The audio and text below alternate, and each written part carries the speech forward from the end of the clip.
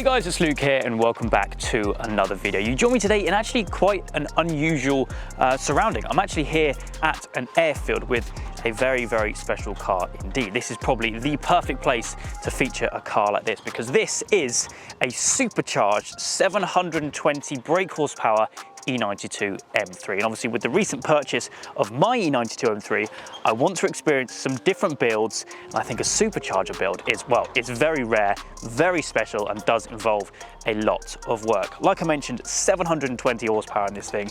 The thing is absolutely stunning. It's not just a rocket ship. It looks immaculate inside and out. So what we'll do in usual fashion, we'll catch up with the owner, Tom, have a walk around the car before essentially going for some runs down this nice little runway today. This should be good fun.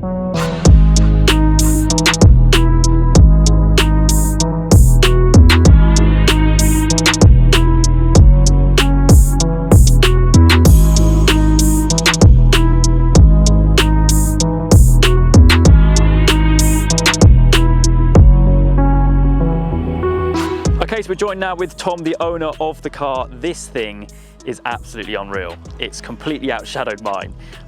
Just looking around it, just so much has been done to it. And so if it's all right, seeing as we've got the bonnet open first off to give us a bit of a walkthrough, obviously being a supercharged car, a lot has been done. Yeah, a huge amount. It's 2013 E92 M3 KA401.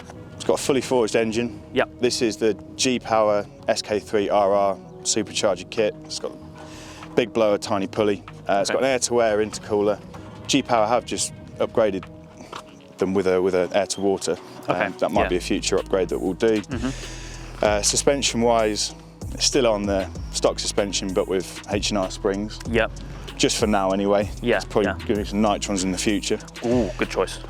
Yeah, it's got the Apex ARC8s, 10J on the front and 10.5 on the rear. I've gone for the GT4 carbon splitter, canards, the side blades. Brakes, they're on stock brakes at the minute, but Pagid RS29 pads, braided lines, Castrol SRF fluid, so it will do for the time being. I've not had any issues with them so far. Yeah. Rear subframe, that's been completely rebuilt, as everything has on the front. So some concentric bushes and billet trailing arms, Millway solid subframe mounts, Powerflex diff mounts. Yeah. New brake lines front to rear anyway. Just they've been on and off so many times throughout this build, so it just made sense. It's been a process, hasn't it? Which we'll get onto for sure. Big time. Tried to reduce a bit of weight where I could. The interior is stripped out, but we'll show you that in a bit. Yep. It's got a Muse Ericsson carbon fibre boot lid, so that's sort of like a 10-12 kilo saving. It makes also a big difference actually. Yeah, it does for the rear. You do notice it. Yeah. And also the battery, I've got a Deadweight Industries lithium battery on it. So that's like a 20-something kilo saving. That's actually, a lot of people underestimate the savings on a battery, don't they? Yeah. No problems with it at all. It's still got the start-stop. It's still it's okay. It's got still got the sound system in it. The exhaust system's a Thorny Motorsport system. It's stainless steel, no primaries, and then it's got 200-cell race cats in the secondaries. So it flows fairly well, but still getting mega temperatures. So you're gonna have to sort of look at what I can do with that in the future. I suppose heat is a big problem with this. Yeah, it is. It is, especially on summer days. Yeah, big time. I mean, it's obviously meant to be naturally aspirated. You've completely changed the whole setup. Yeah.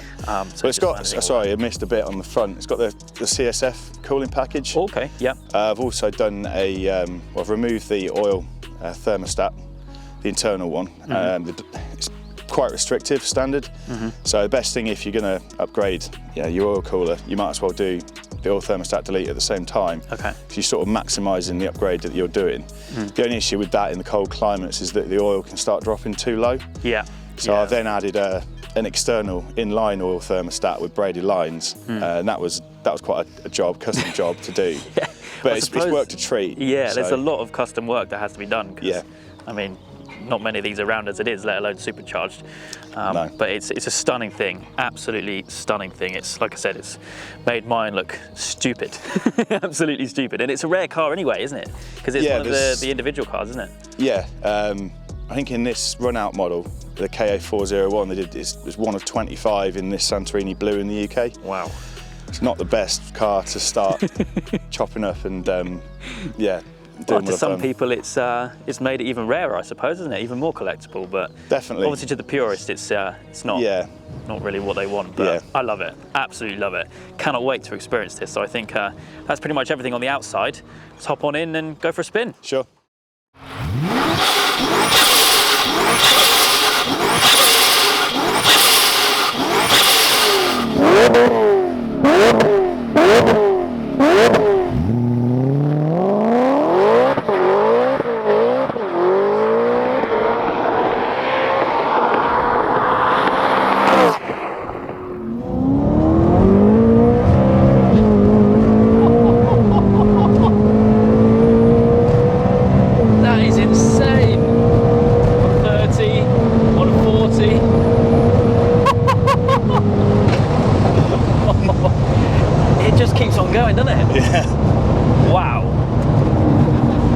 Unbelievable.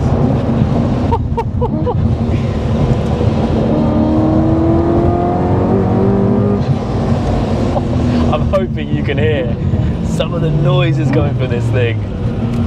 I mean, the supercharger is literally right in front of me here. Yeah.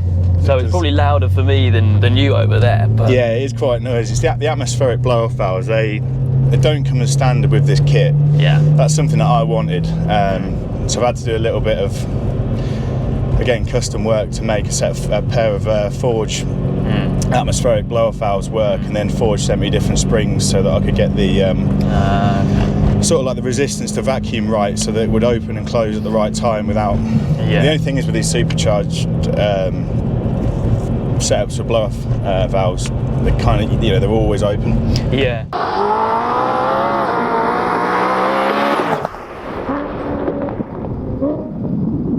So the interior on it, I hadn't planned on, you know, a lot of my investments over the last couple of years have gone, you know, mainly engine and chassis. Yeah.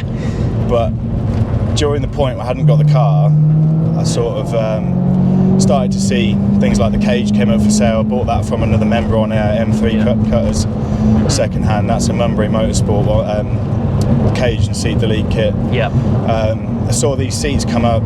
I think these seats actually came out of a Bowler Wildcat. No way. Yeah, but they were brand new. They hadn't been used, so I don't know why they were selling them. But I literally paid 1,200 quid for both of them. Wow, that's, and they're worth about £3 now. Not bad. It's just, not bad.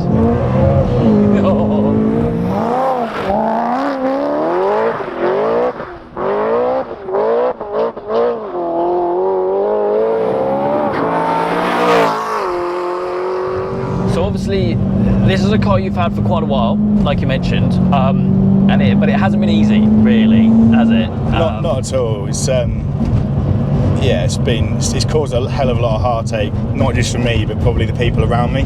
Yeah. You know, I was getting bad news pretty much every 3 months for about 2 years with this.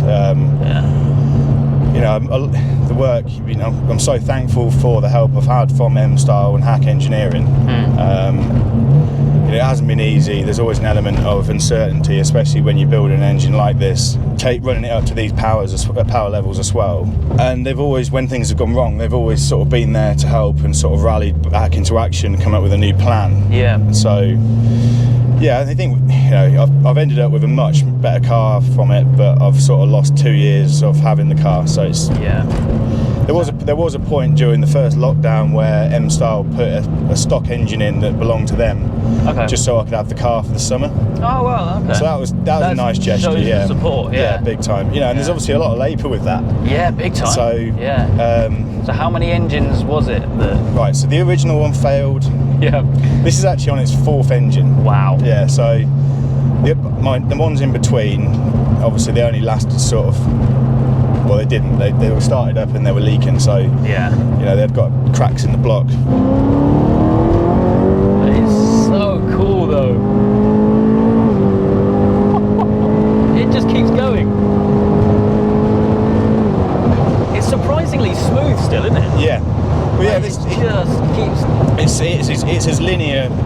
I It's probably a little bit more top-endy now than it was. You know, it's got the lower compression pistons in it, and it's running higher boost. It's centrifugal superchargers, so it does tend to sort of make it a little, you know, that power curve is a little bit steeper than it probably would be stock, but obviously you've just got more of it. Yeah. So in terms of the engine build itself, obviously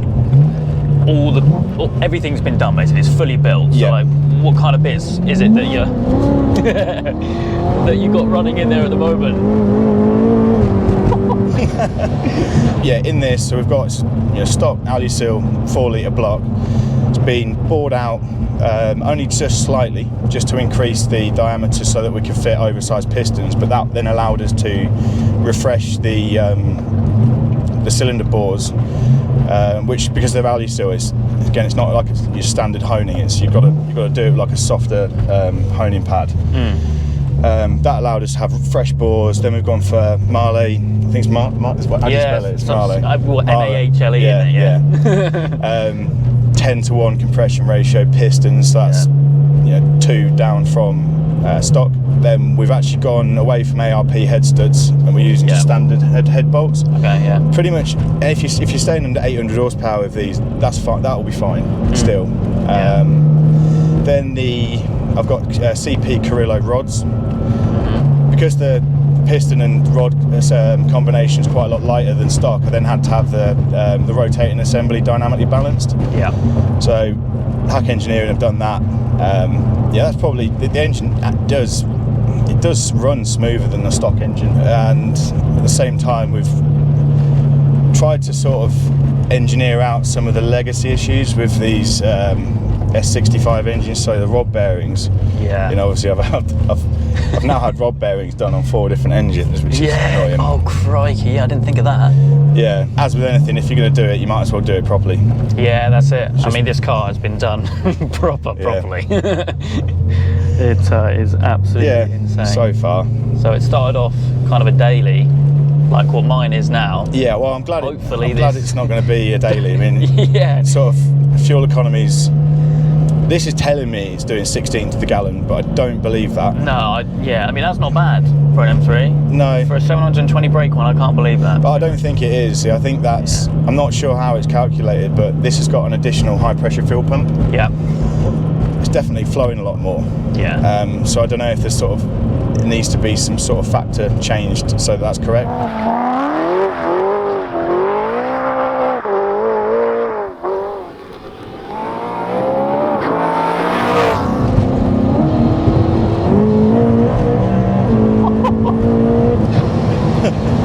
Absolutely savage, but mate, no, we've gone through a lot of fuel. I thought mine drank a lot of fuel, but this is a different level. Yeah.